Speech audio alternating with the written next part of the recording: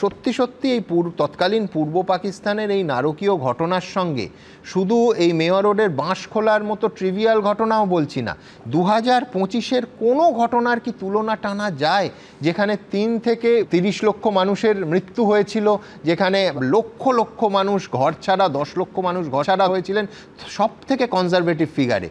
পবিত্রবাবু, কি এই তুলনাটা যদি একটু বুঝিয়ে দেন, মানে সেই ঘটনার বীভৎসতার সঙ্গে 2025-এর বা ইদানিংকালে সাম্প্রতিক পৃথিবীর কোনো ঘটনার তুলনা আসে? তিনি যদি সত্যি সত্যি খুব মানে গম্ভীরভাবে নিজের পড়াশোনার দিক থেকে এই কথাটা বলে থাকেন, তাহলে বলবো এটা তাঁর পাণ্ডিত্যের সম্মান রাখার যোগ্য হয়নি।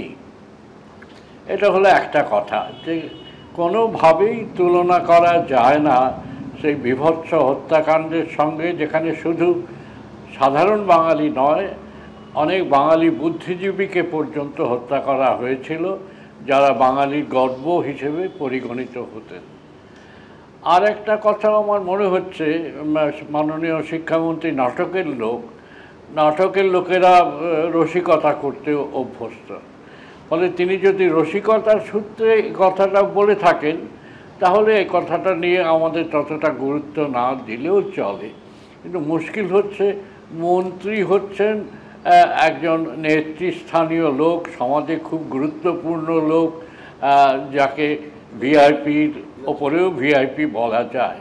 ফলে তারা যখন একটা কথা বলেন, তখন আমরা তাতে গুরুত্ব দিতে বাধ্য হই, এবং কথাটা যদি গুরুত্ব না দেবার মতো হয়, তখন মন্ত্রীমশাইকে আমাদের প্রশ্ন আসে, প্রশ্ন করতে ইচ্ছে হয় যে সত্যি সত্যি কী ভেবে তিনি এই তুলনাটা টানলেন।